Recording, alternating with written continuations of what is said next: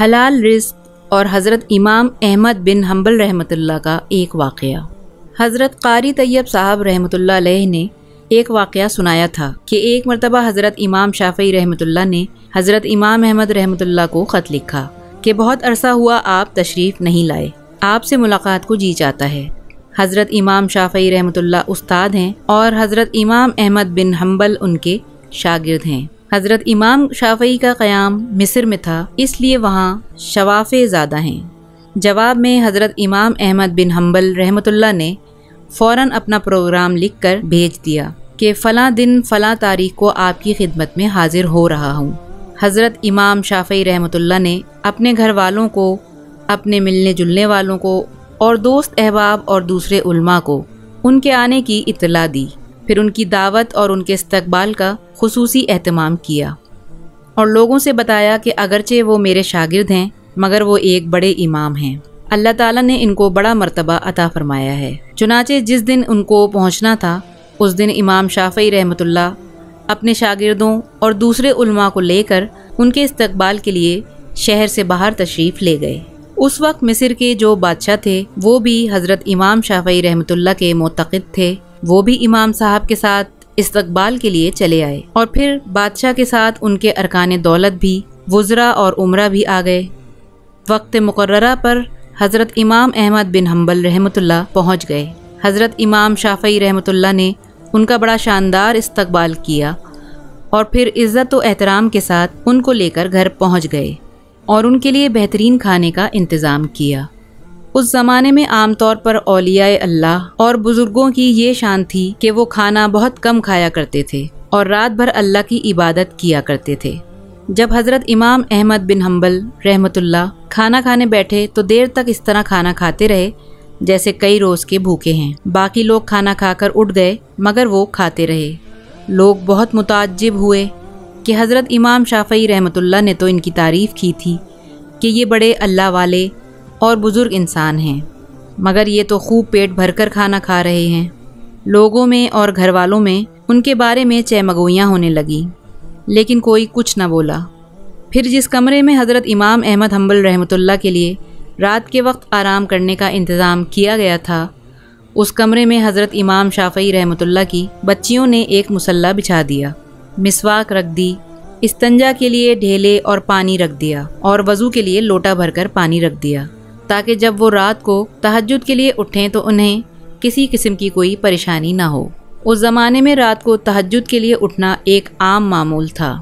اللہ تعالیٰ بچائے کہ آج ہمارے زمانے میں یہ افسوسناک ماحول ہو گیا کہ صبح 8 بجے اور 9 بجے اٹھنا ہمارا معمول بن چکا ہے۔ اس زمانے میں تو عام لوگ بھی تہجد کی نماز پڑھا کرتے تھے اور قائم اللیل ہوا کرتے تھے، اور جو علماء اور صلحاء تھے وہ تو رات کے وقت عبادت کیا ہی کرتے تھے۔ اللہ تعالیٰ ہم سب کو بھی تہجد پڑھنے کی توفیق عطا فرمائے، آمین۔ بہرحال حضرت امام احمد حنبل رحمۃ اللہ علیہ نے رات کو اس کمرے میں آرام کیا اور صبح اٹھ کر فجر کی نماز پڑھنے چلے گئے۔ جیسے ہی وہ نماز کے لیے نکلے تو حضرت امام شافعی کی بچیاں اس کمرے میں آ گئیں تو وہاں دیکھا کہ پانی کا لوٹا ویسے کا ویسا پانی سے بھرا ہوا ہے، نہ مسواک استعمال ہوئی، نہ ڈھیلے استعمال ہوئے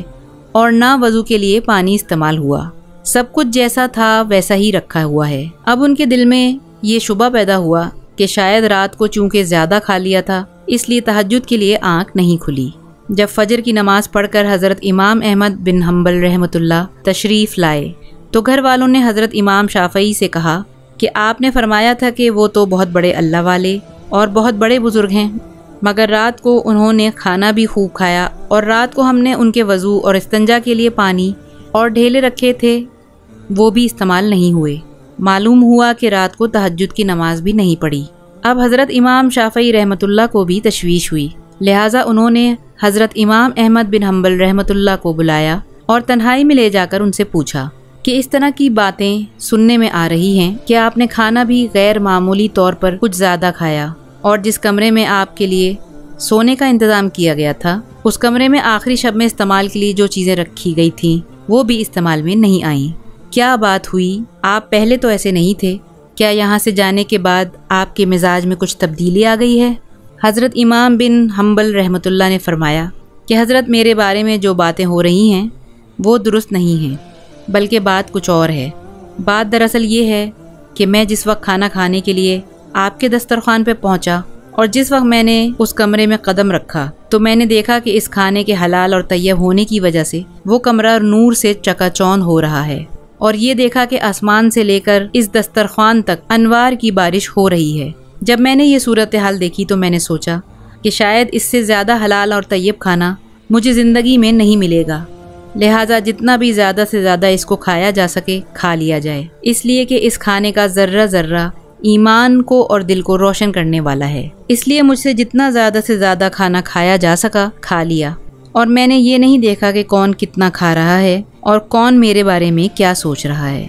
جہاں تک مجھ میں کھانے کی سکت تھی میں کھاتا گیا، اور پھر حلال کھانے سے بدہضمی بھی نہیں ہوتی بلکہ وہ سریع الہضم ہوتا ہے اور اندر جا کر جزو بدن بن جاتا ہے اور روح کو منور کرنے کا ذریعہ بن جاتا ہے۔ الحمدللہ میں نے اس کا اثر محسوس کیا۔ کھانا کھانے کے بعد نہ تو مجھے بدہضمی ہوئی نہ مجھے کوئی تکلیف ہوئی۔ پھر کھانا کھانے کے بعد عشاء کی نماز سے فارغ ہو کر جب میں اس کمرے میں پہنچا جہاں آپ نے میرے لیے آرام کا انتظام کیا تھا، وہاں جا کر تو میری حالت ہی بدلی ہوئی تھی اور سونے کو،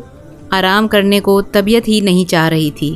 اگرچہ میں لمبا سفر کر کے آیا تھا مگر اس کھانے میں اتنی غذائیت اور توانائی تھی کہ میری تھکان بھی ختم ہو گئی اور سستی بھی جاتی رہی، اور جب میں سونے کے لیے لیٹا تو مجھے نیند نہ آئی، لہٰذا میں لیٹا رہا اور لیٹے لیٹے قرآن و حدیث میں غور کرتا رہا، حتیٰ کہ پوری رات غور و فکر کرتے ہوئے گزار دی۔ اور اس رات میں نے قرآن و حدیث سے 100 مسائل مستنبط کر لیے، اور وہ مسائل ایسے تھے جو اس سے پہلے کبھی میرے ذہن میں آئے بھی نہیں تھے اور نہ ان کی طرف کبھی خیال گیا تھا۔ لیکن جب آج کی رات میں نے غور کیا تو مجھے ایسا محسوس ہوا کہ قرآن و حدیث کے علوم اور اسرار میرے سامنے کھلے ہوئے ہیں۔ تمام مسائل کی تفصیل اور جوابات میرے ذہن میں آتے چلے گئے، اور صبح ہونے تک میں مسائل کا استنباط کرتا رہا۔ اسی حالت میں صبح ہو گئی۔ یہ سب آپ کے کھانے کا اثر تھا جو رات بھر میں نے محسوس کیا۔ اس لیے تہجد کے وقت نہ تو لوٹا استعمال کرنے کی ضرورت پیش آئی اور نہ مسواک کی ضرورت پیش آئی، اور وہی عشاء کا وضو میرے لیے فجر میں کام آیا۔ یہ سن کر حضرت امام شافعی رحمۃ اللہ علیہ نے پھر اپنے گھر والوں کو حقیقت حال بتائی، اور جو لوگ ان کے بارے میں غلط قسم کی باتیں کر رہے تھے ان سے کہا کہ تم نے ان کی شان میں گستاخی کی ہے،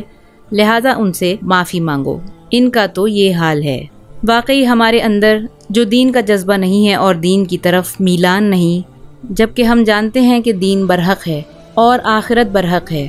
اور ہمیں آخرت کی طرف متوجہ ہونا چاہیے، پھر بھی دل اس طرف نہیں آتا۔ اس کی وجہ یہ ہے کہ ہماری غذا میں مشتبہ غذا کا بڑا دخل ہے، اس لیے ہم حرام اور مشتبہ غذا سے بچنے کی کوشش کریں، خود بھی بچیں اور اپنے گھر والوں اور اپنے بچوں کو بھی حرام اور مشتبہ غذا سے بچائیں کہ پیٹ میں حرام اور مشتبہ غذا نہ جانے پائے، ورنہ اس کے وبال سے نہ بچ سکیں گے۔ اللہ تعالی ہم سب کو حلال اور طیب روزی عطا فرمائے اور حرام غذا سے ہم سب کی حفاظت فرمائے، آمین۔